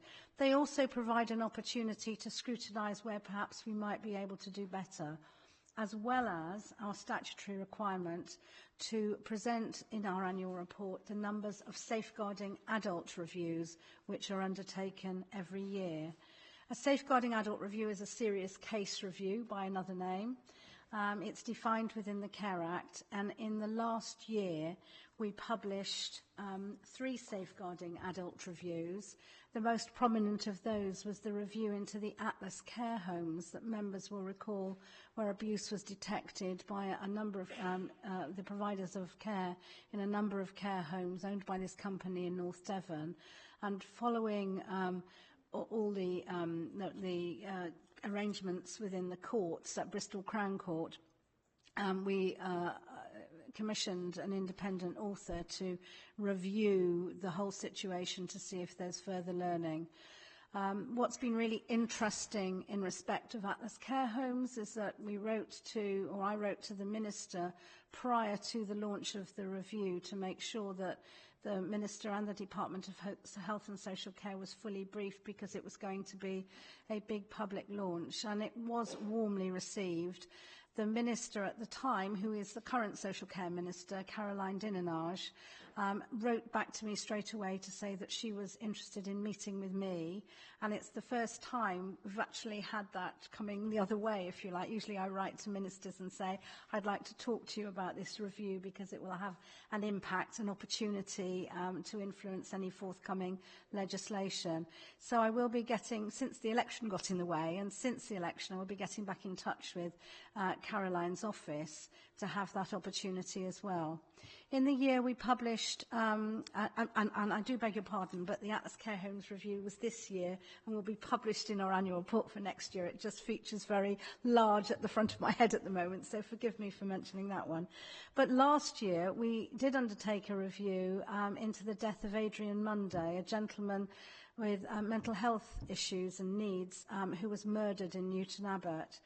And that review was undertaken with full consultation with Adrian's family. And in fact, I'll be speaking to his sister at the end of the day today to talk to her about how we've delivered on all the recommendations of that review. And we had a very prompt response from the then Minister to whom I wrote, saying that he would be interested in anything that the Ministry of Justice could do to support us in delivering the outcomes of that review. So it's been very positive for the Devon Safeguarding Adult Board in terms of the learning that the board's facilitated by commissioning independent review reports, both in the public context of presenting this publicly, and I did so with all the local news media, but also within the context of achieving some social and legislative change, we hope. There is likely, I'm told, and I know your officers will detail that, but there to be changes in social care law forthcoming again this year, which is something we've all been waiting for some time.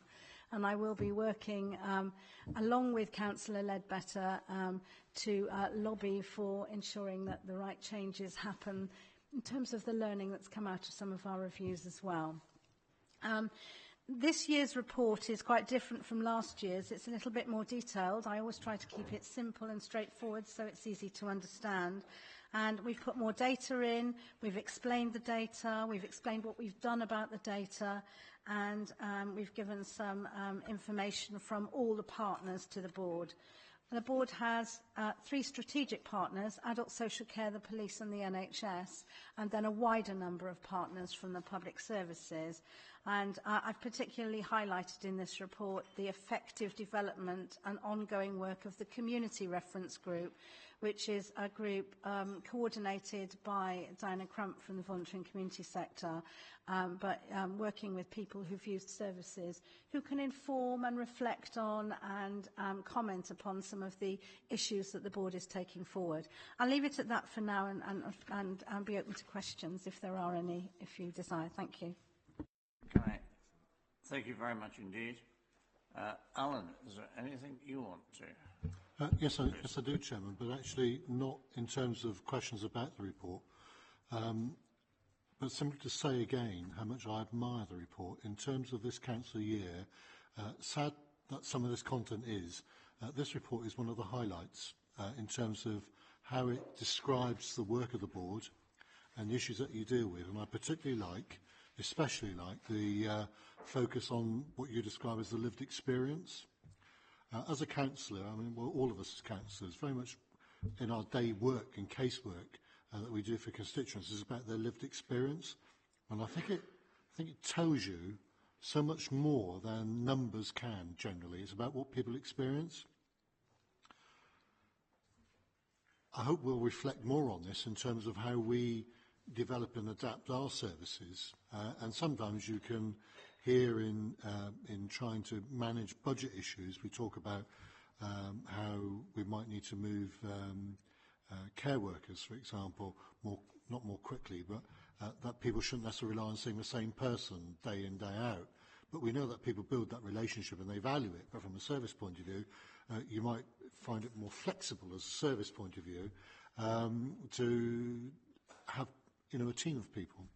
And yet, in one of your reports, you very clearly highlight the lived experience about someone experiencing different people or a change, or they were being sort of, my words, lent upon to agree that some of their dedicated time could be used elsewhere. So what I want to do is just simply thank you for a very good report in terms of the way it's set out, the kind of plain English way that it's written, because I think It enhances greatly my understanding of the work of the board and my confidence in the capacity of the board to do what it's doing. And that, to me, is incredibly invaluable. Thank you. Thank you, Alan. Rob Hannaford. Thank you, Leader. Sorry, I'm around here. But don't worry. Yes, again, I think this is a very positive report. On page 58, I note the rise in inquiries, but I mean, maybe my question to you would be, is it issues like perhaps domestic violence, the more successful we are, the more that we raise awareness, perhaps that's reflected then in home, the increase in the reporting and the monitoring.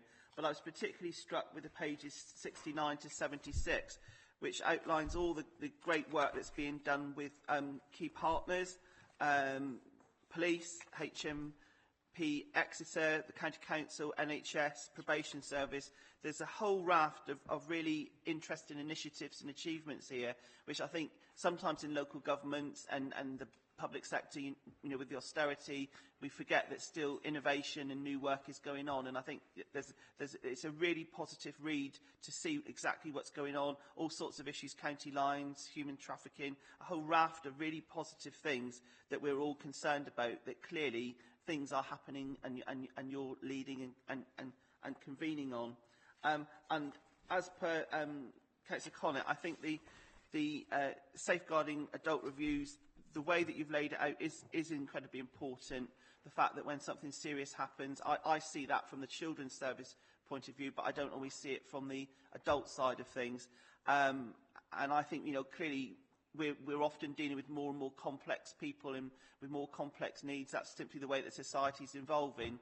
But it's good to know when something terrible happens that you're taking such a thorough approach. So thank you very much, and it was an interesting read. Alistair.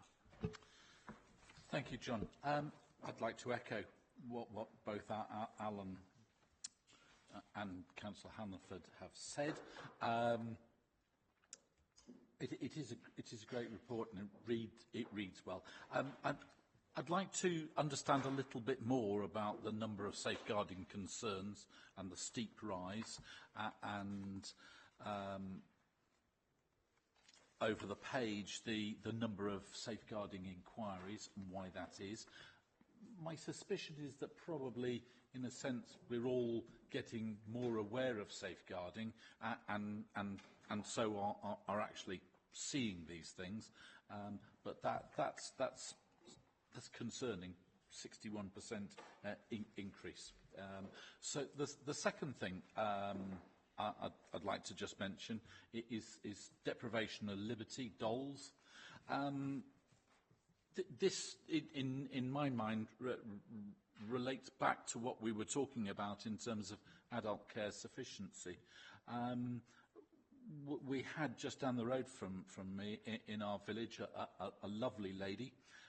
She was a huge part of our community, and sadly she developed dementia. We managed as a community and as a village to help her family with regards to this. She'd turn up in our community hub, order lunch and a coffee, and just wander back, and we'd keep a little note for her family. She'd pitch up in the post office, and the postman would take her home because she couldn't remember how to get back, and the like.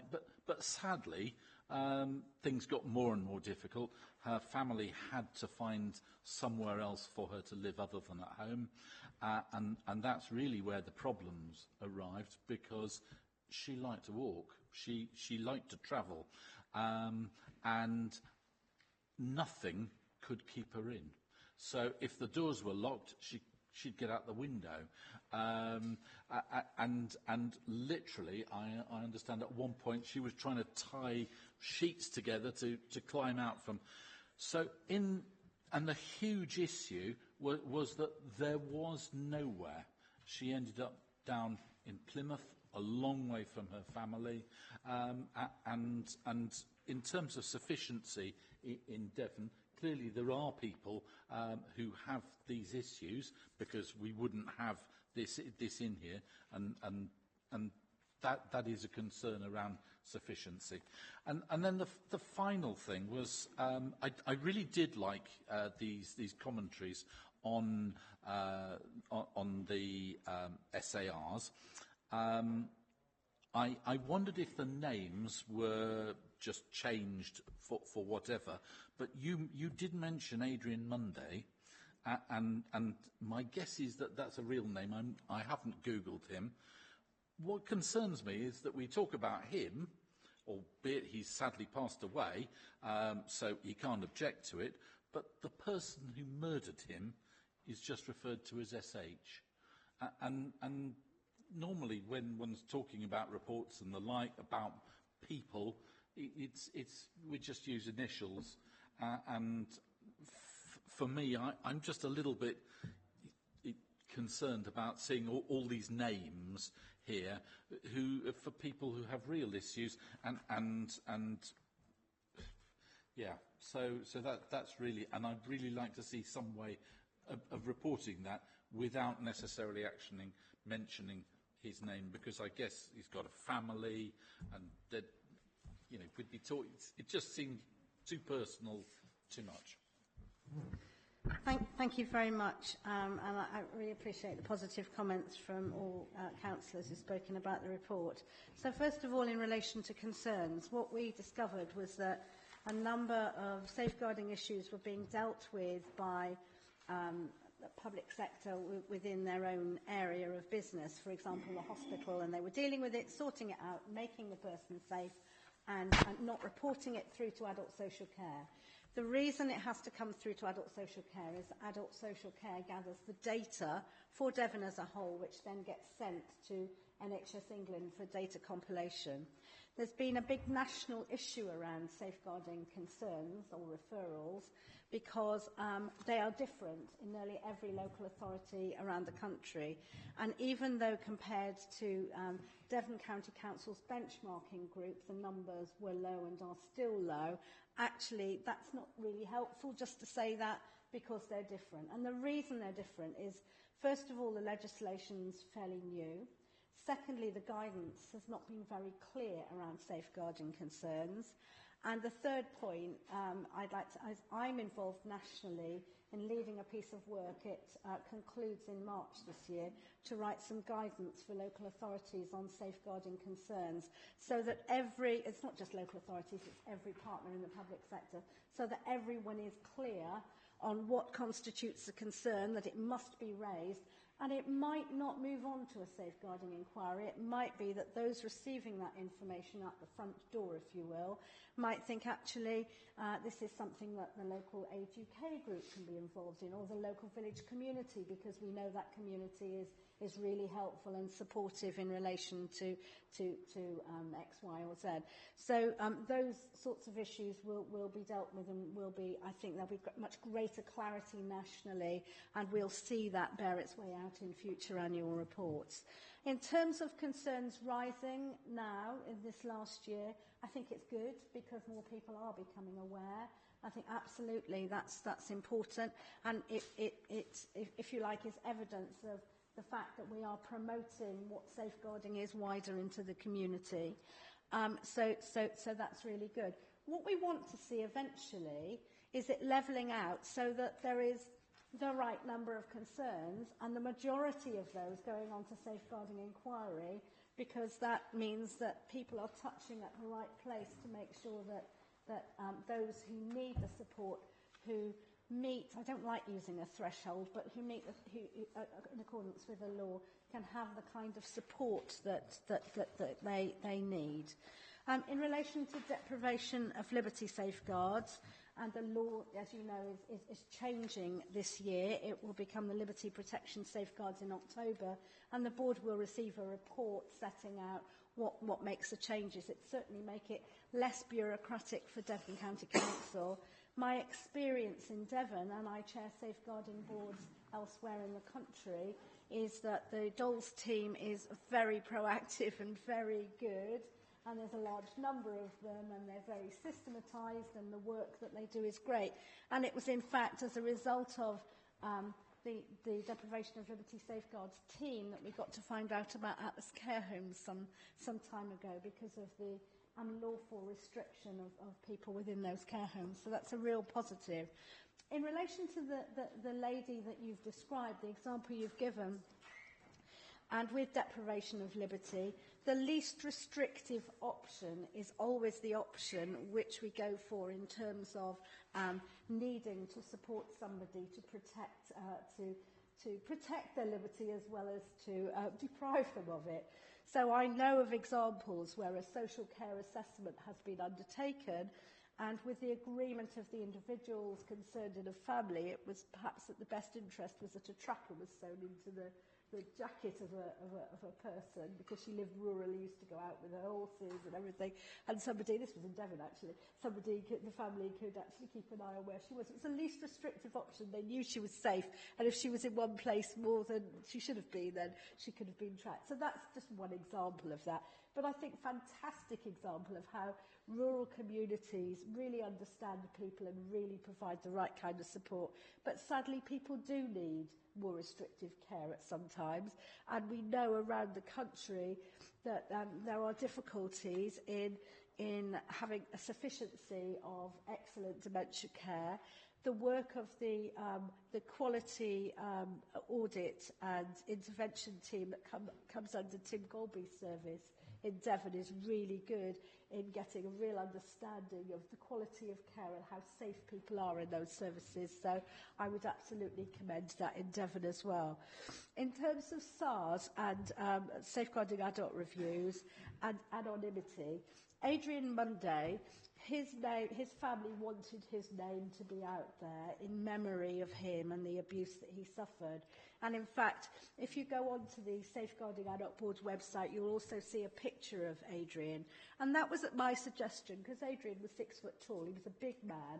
And despite being a big, strong man, he was abused and coercively controlled and eventually murdered by somebody. And the reason that we keep SH, his name is mentioned in the review, but we've used initials because we found it difficult to get in touch with the perpetrator's family, and it was out of respect to them also that we didn't really want. He is dead now, the perpetrator of that crime. He died in prison, but out of respect to his family, we didn't want necessarily to kind of keep churning up every opportunity for him or his family to be tracked down by the media maybe. So that's why we were just a little careful. In terms of the other safeguarding adult reviews, they are names that we've given for anonymity. And in fact, although my desire is for open, transparent public service and to publish as much as we can, there are occasions when we don't. And we have one review which we're not publishing because the family of that particular person are nervous that when the perpetrator comes out of prison that it'll be a danger for them, it'll be a risk. So we consider all those issues with our colleagues in the police and the health services and the mental health services to make sure that we get it right. I hope that my question is answered for you. I just wanted to say, I didn't want the name of the perpetrator mentioned. I was more sort of concerned around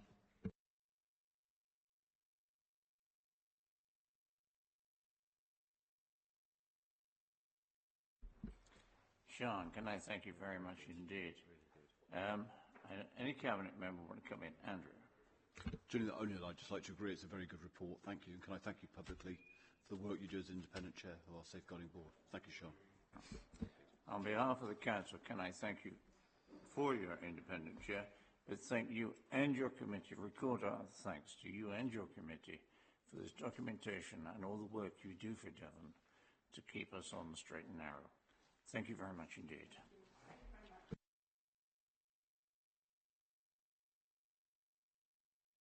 In which I now move into item 13, which is questions from members of the general public. Can I ask, firstly, is Mr. Jenkins here? No? David Rochester says he's not here. Is he here? No? Terry Wells. Yep. Would you come forward, please? And Rhiannon Yep, I thought it was. In a minute, you can tell me how to pronounce your surname. I always get tongue-tied over it. Both of you come forward, and I'll work the rest out as we go through. Right. Terry first. Press the button, it should work. We've got new machines, you see. They're working. Okay, thank you. Thank you, Mr. Crode, for your response to my question. Will Devon County Council be looking for independent scientific evidence for scrutiny? We're happy to provide a list of respected independent experts who are happy to assist Devon County in this process or to be of a witness. And also, I'm happy to hear that all respondents to the questionnaire who expressed an interest in attending will be contacted prior to the process starting. Thank you. Thank you. And thanks for your original question anyway. It gives an opportunity then just to point out that we will be taking response from all of the people that have written in and emailed in to that. What I can't say is exactly who will be asked to speak from your expert's point of view. This is a scrutiny function and they will run the show, but I'm absolutely sure that they will call as many people as they possibly can. Thank you. Thank you. Rihanna, is it Organ-Thalia? No. Thank you. Your question, you've had a written reply. Would you have a supplementary? I have a supplementary, yes, thank you. Thank you for your reply. And perhaps first of all, I found it really, really heartening to hear today's meeting and everyone caring so much about people's care and mental health and safeguarding children and everything. So that's very beautiful, especially because it relates a lot to our concern and awareness raising of 5G. There's, of course, that direct connection and that direct link. And getting to my supplementary question about that, in many, many places now, there's the precautionary principle that's been raised about 5G. So, for example, in the UK, we've got Shepton Mallet, Kingsbridge, Wells, Wellington, Combe Martin, Glastonbury, Totnes, and also many, many precautionary principles in other places. For example, in Ireland, we've got 5 counties that have raised it. Yes. Yeah, it's directly building to the question. I just want to give context, otherwise it won't make much sense. And for example, like the entire country of Russia, they've said no to 5G. The Netherlands said, no, we've got to investigate this further before we have 5G. So it's not just a few locals asking for this. It's very, very major. For example, in Frome, their background for it is they say they have a moral responsibility to protect public health and the local environment. And until there's more independent scientific consensus that 5G wireless radiation is harmless to humans and the environment, they adopt the precautionary principle. So I'm really, really relieved when you say in your response to my question that Devon County Council has no plans on implementing 5G. And on the other hand, though, that if the government takes control, the county might not be able to change that.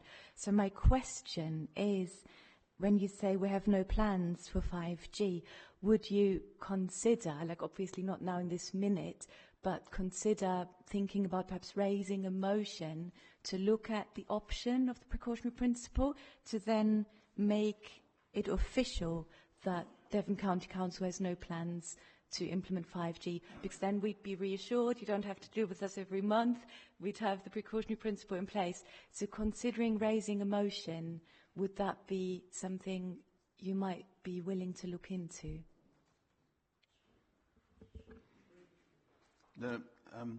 Well, the answer to your question is no at the moment. We must wait, and I'm going to wait until the spotlight review is carried out by scrutiny.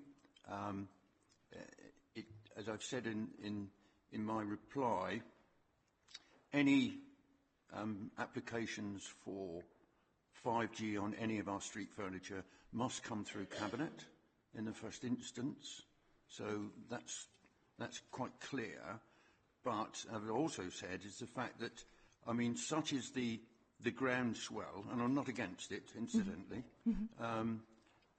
then I think the government will take charge. So I think probably, from your point of view, you should be pointing directly at your Member of Parliament. So the answer to the question is no, but we'll wait and see what comes out of Spotlight Review. All right.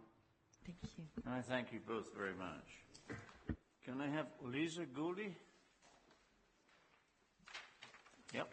And can I have Jonathan Burns? Thank you.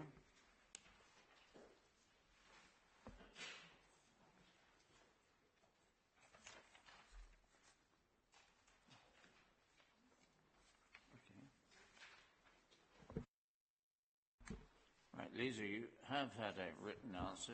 Do you have a supplementary? Yes, I do. Thank you. Okay. The promotion of adverts by the telecom industry is conveniently failing to print the feared microwave word, whereas factual 5G statements are now being falsely considered as adverts, where nothing is being sold to advertise. Censorship is becoming an overwhelming issue. It is disconcerting that it is up to the UK citizens to give up their time and energy to inform and educate the general public on desperate health matters, such as mental health and dementia, and the cost of what it would include. As Public Health England came into operation in 2013, should 2020 be a year to inform them that they are having a loss of public confidence, as surely a part of their 4.551 billion budget should be allocated for a simple, vital, independent safety test. My only conclusion is that negligence is presenting the only reason for not submitting realistic evidence for a nation in suspense. Thank you. Roger, I'm not quite sure. I can't talk for Public Health England, I have to say that. Quite clearly, we have published our own health risks, and I pointed that out at the website to other people. We have to work with Public Health England on this. So I can't answer your question whether they should pump some of their, what did you say, 4.5 million that they get? 4.51 billion. Billion, right, okay. Well, that's considerable. So probably I would agree with you that they do need to do a little bit more extra. Maybe. But they've, as I've noted in the website, they've actually, they continue to monitor the health-related evidence. It's committing to updating its advice as required, and they've recently composed a new study on 5G technologies, which came out in October 2019. Also aware there are two levels of 5G. At the moment, the second level, which looks more dangerous to me, has not been authorised by Ofcom. It is the lower level that has been authorised by Ofcom. I don't know when their auction will be for the higher level. I can say the fact that, and I really want to, Chairman, just go back to the first question, which came from Mr. Jenkins. I'm much more interested in the effects on the wildlife at the moment. Whether 5G has an effect or not, I don't know. But I mean, I think what I really would like to say that the hype associated with the potential wildlife implications of 5G actually threaten and could detract from the proven and pre-existing risks for wildlife, such as habitat loss, pesticide use and climate change, all of which have resulted in huge declines in insects. I don't know about you, but not so long ago, driving down the A38 in the summer, my windscreen was plastered with insects. To particularly notice this year, in fact, there was very, very, very few insects in the front of my car, despite it being very warm at the time. So there is a definite decline in insects, and I think these risks demand immediate and significant action, the proven ones that are already there. Sorry, I deviated somewhat. I think with I was driving quite fast. So the risks are there. Sorry, I've deviated from your question, but I'd just like to get that one in. I really appreciate that. That's absolutely brilliant. Thank you. I'd just like to say with the bees, that will directly affect us with the food chain. And do we really want to live in an artificial world where they create fake bees, which is on the Chinese agenda? Can I thank you very much? Thank you very much. Can I ask Jonathan Burns? You have a long answer. Do you still have a supplementary? I'm sure you have. But, I do, yes. Thank you, Councillor Crowe, for your reply in responding. Whilst noting that the Council follows PHE advice, I draw its attention to the fact that PHE recommendations adhere to the 2012 Agnew report. Freely available published reports from independent scientists reviewing this report have found unequivocally, and I quote, incorrect and misleading evidence base, and they also revealed omissions and conflicts of interest which made it unsuitable for health risk assessment. And essentially, does the Council agree that this revelation calls into serious doubt a reliance upon the advice of PHE as, and again I quote, maintaining its independence and professional and scientific standards? Well, I think it's the conspiracy theory again, Chairman, isn't it? I can't say. I cannot say. And I cannot answer your question, to be quite honest. I mean, we have to, the local authority, we have to take cognizance of Public Health England's advice on this, and which we do. And we question it quite considerably most of the time. So I can't answer your question, I'm afraid. But I don't know whether there's a conspiracy going on and whether people are taking backhanders all over the place or not. So, but I trust not. Thank you. Okay. Thank you very much, Mr. Burns. Charlie Kay.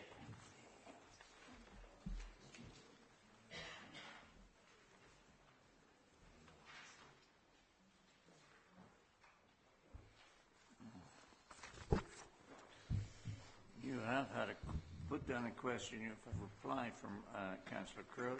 Do you have a supplementary? I do, Chair. Thank you, Chair, councillors, officers. I'm the last person. I just thought I'd reply. I've got a 40-second lead-in to my question to put it in context. Okay. So, look, very exciting information. Apart from being invited to Downing Street next week, now we can get on with government. And I've been working on something for you guys for the last few months to get you up to speed. And I think Devon, I was born here 53 years ago, I think it's one of the best counties, if not the best county in the UK. Anyway, we have a coup in Devon here. We have one of the world's leading experts on microwave technology, Wi-Fi and wireless technologies. He doesn't normally do public talks, and he's coming to Exeter to do a talk. He's the author of the technical report for the Police Federation of England and Wales. He's debriefed spies with matters relating to microwave warfare. He's worked for the Royal Navy, physics degrees, research degrees, and human physiology. So I know this subject's relevant, especially with the devastating effect with Wi-Fi's in schools at the moment. So this is an excellent opportunity to appraise yourselves on the subject.